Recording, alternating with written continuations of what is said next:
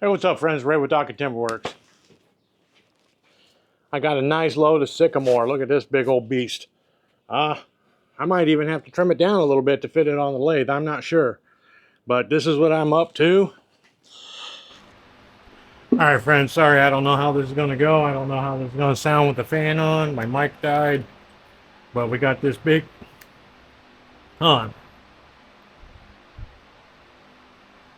Got this big chunk of Sycamore on here. I had to go trim it with the chainsaw so it'll fit on the lathe. So I'm maxing out my 14-inch Rikon.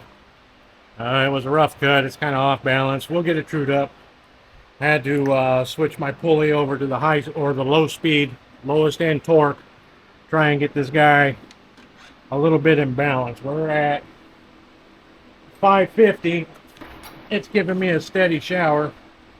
And we're going to try and clean this guy up some.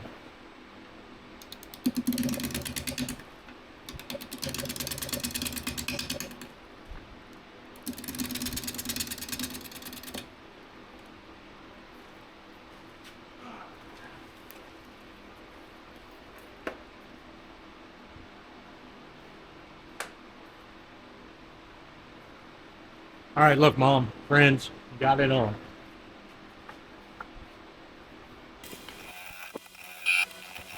So there it is. I put my face shield on, making sure you all see it. No, I'm trying to wear it more often and just turn a little bit safer instead of going crazy at it.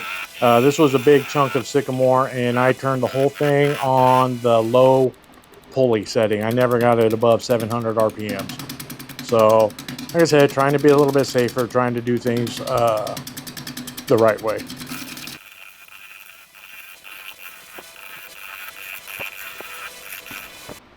All right, we're almost up to 700 now. Okay, from time to time, I didn't have the camera set up in the best spot, and, you know, I only find out after it's too late. But I get my head in there, I get the face shield in there, and I edit most of that stuff out because, you know, that's not good TV. That's not good YouTube. Oh, wow. Like I said, this is the first time I've turned Sycamore, so pretty cool looking. Not much heartwood. Not much heartwood at all. And look how big the rings are.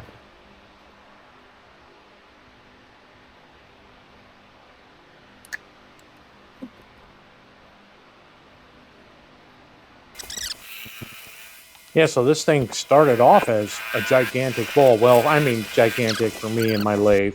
You know, it's not the biggest lathe around, but... Not in there. Yeah, unfortunately, I whittled it down pretty bad because of some inclusions and some knots that I needed to deal with.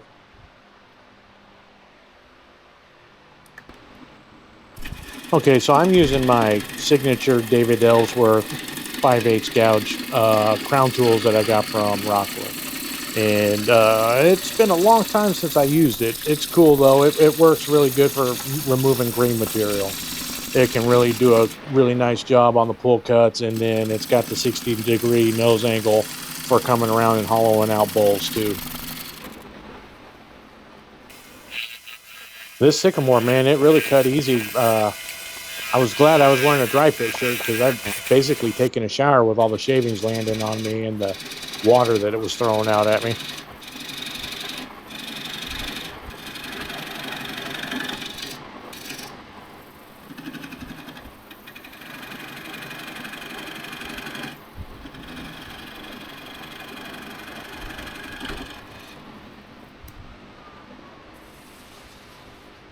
Now see, on a piece this big, I don't like being out extended that far. It's a little bit too much right there. So this is almost in line with that.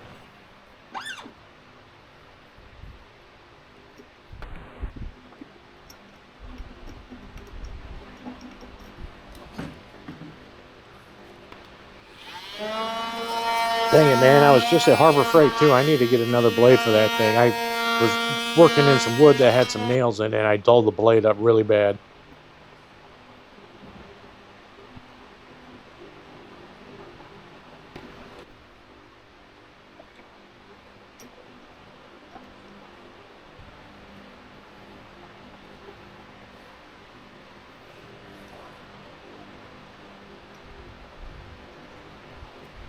Nope.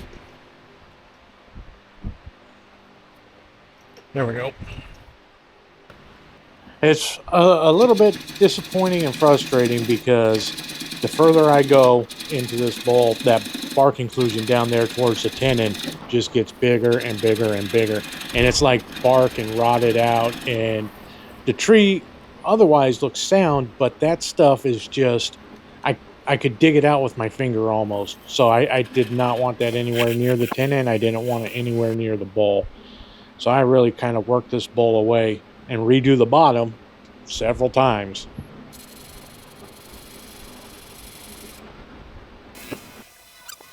And going forward this summer, the fan might give me problems with the noise trying to record this stuff. But, you know, it's like 80, 90 degrees in the shop, and I got to have some circulation.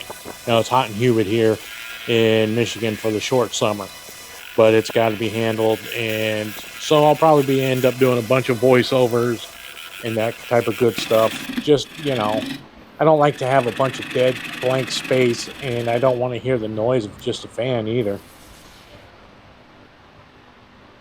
I have a long pause here because I'm really thinking what to do, man, because that inclusion is really kind of bumming me out because I don't want it in the tenon, because at this point I was still thinking about coring the bowl. I wanted to core it and get some cool blanks out of it because sycamore don't come down often around here, and it's a cool wood that everybody tells me that it's great for turning. So I wanted to save as much as I could and core it, but this inclusion just won't let me keep a deep bowl no matter how hard I try. So my thought process was to use a little multi-tool here and just kind of keep it in place so I didn't have to relocate it over and over. But like I said, it's dull, which is a warning sign, you know. I've almost been hurt a couple of times trying to use force dull stuff. So I need to change that blade. And then what I did was I loosened up the tailstock so it wasn't putting compression into the wood and just kind of rotated it around. You can see how the little blade stalled out at least once. But it seems to be just as fast and effective as, you know, my other way to do it was I usually would grab a mallet and bang on the nub with one of my skews. And why I remove that is I just have a really bad thought about, you know, this is really green wood, it's heavy, and that tailstock is all that's keeping in place because it's in a drive center. So if that little nub was to break, you know, that heavy bowl is going to go flying. Yeah, friends, this bowl really kind of wore me out, man. I was hoping that I'd just come in, shape it, core it, and be done with it. But that stupid inclusion on the bottom, man, I had to rework it over and over. And, you know, it was time consuming. That's why I'm speeding it up and editing out this. I thought I was editing out a lot of this footage of my head in the way. Anytime I get down in there and try to focus on the tenon, my head gets in the way. It's just too much is coming away. And I'm getting tired, and so we're not going to force anything. You know what I'm saying, friends?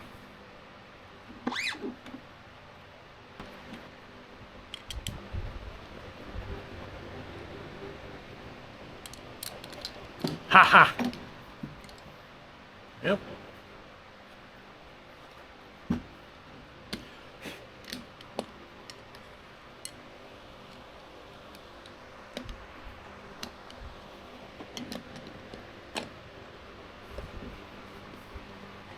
You have got to be kidding me.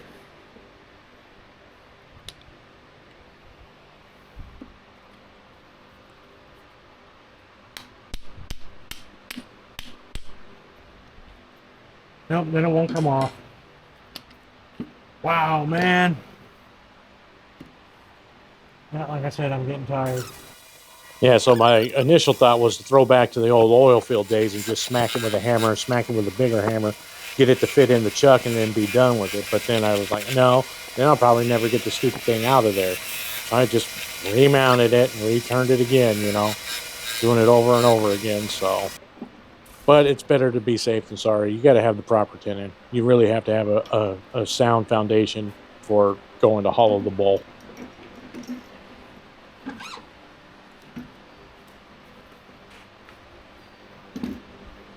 Man, I wasted that bowl away.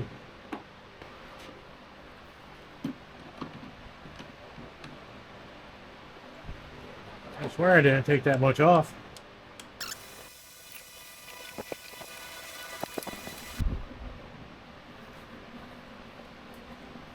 And then, of course, since I removed it and remounted it so many times, the top end was really out of balance. So I gotta take out more material up there. I'm about to have a platter by the time this stupid thing's done, man.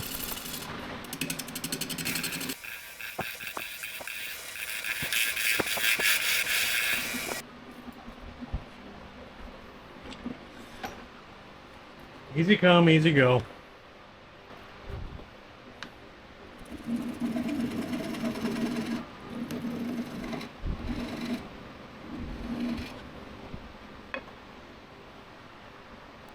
And this is where that Ellsworth grind really kind of shines, is when you're roughing out grain wood and hollowing bowls, because you can get to the bottom easily, and it doesn't fly through the end grain at the bottom, but you don't have to readjust, get a separate gouge, get a scraper or whatever. It transitions pretty smooth across the bottom.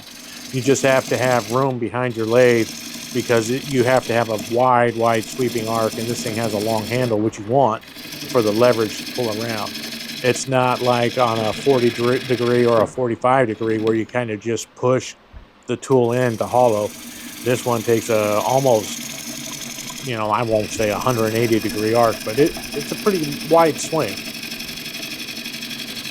Not really the biggest fan of this gouge when it comes to twice turning dry bowls, because it's got such a blunt nose angle, and now everything's dried and hard and difficult to turn, so I prefer the sharper angles when I do the twice turn dry bowls. But for grain stuff, man, this thing rips. I love it.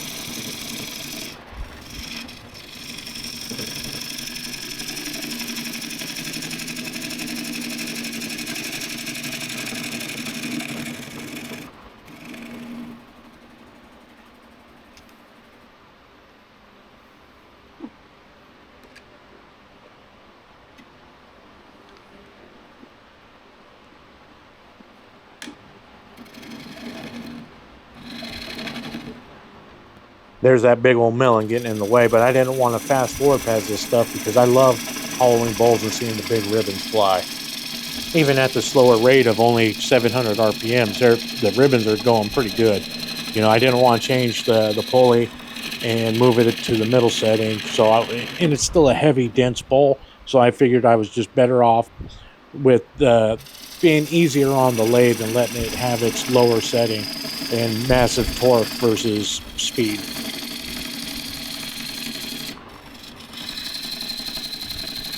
This is a good camera though. I like it because you can see the chips out there flying, you know, as I'm going across the bottom and cutting into the end grain. It's pretty cool to see the ribbons and the chips. And right about now, I remember to fix my camera angle for the hollowing. I love this angle, man. You just get to see everything flying at you. It's cool. It reminds me when, like, the Millennium Falcon from Star Wars goes into warp drive or hyperspace.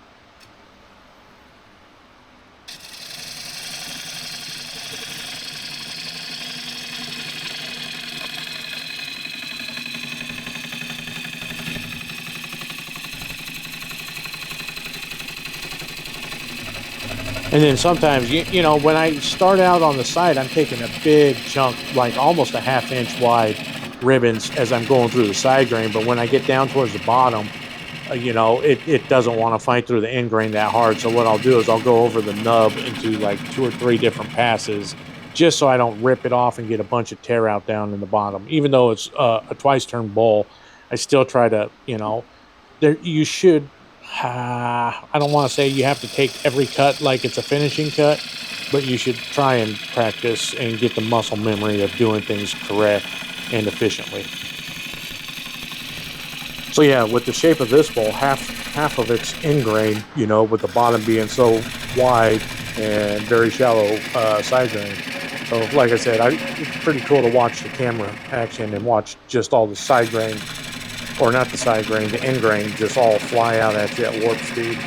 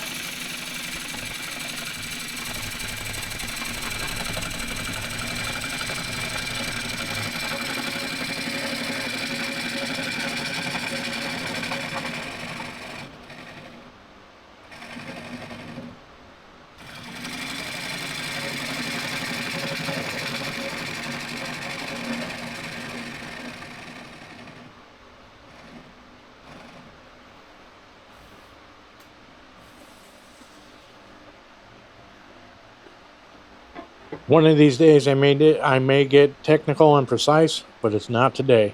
Still just use my fingers and hands. I don't use calipers or tapes or anything. I don't care exactly how thick it is or what ratio it's hitting. Everybody says as a typical deal, 10% for a roughed out bowl. And I don't know, that would only be like an inch, inch and a quarter for the size bowl. But I heard or I read on the internet that Sycamore breaks the rule and really kind of moves. So I let it go kind of thick, and I don't care if it sits up there for a couple of months and takes it a while to dry out. I'll just let it do its thing. Yeah, so all I'm really doing here is, I learned that you want to have rounded corners. You don't want to have sharp corners because those dry fast and are inducive of cracking. So whenever I get close to where I want to be, I round the rim, the inside and outside off. And then I try to remember to round off my tenon and any shoulder I leave on the outside during the earlier process too. All right, so it seems the main channel is picking up a little bit of momentum, and it seems like YouTube is starting to recommend me towards turning audiences, but it's still kind of weird and wonky. So I'm going to dip back to this channel every so often and try and keep it going, and we'll see what happens. We'll see if this one really kind of takes off. So any of y'all that are still sticking around and watching this, I'd really appreciate it if you drop me a like, comment, and subscribe. It helps the channel out, and I really do appreciate y'all. I can't do it without you. Okay, I like that. Not as big as I wanted it. Turned a lot of it away, but it'll work. I mean, the Heartwoods are pretty close. Okay, let's get this boy out of here so y'all can see it.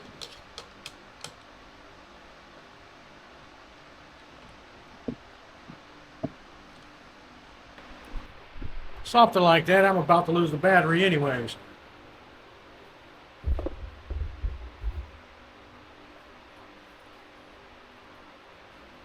Y'all probably don't want to see this big old forehead. But check it out. I'm about to lose the battery. Here it is. Sycamore, my first Sycamore bowl. Whittled it away because of this knot. That sucks. It's still probably a 12-inch bowl. Probably one of my biggest ones I've ever turned. Because, like I said, I maxed it out on the lathe. Hopefully these knots in here don't give me too big of problems. I got 3 of them, man. So, well, we'll figure it out. Thanks for watching, friends. Catch you all on the next one. Oh, wait, hold on. Oh, yeah, coming down the chain.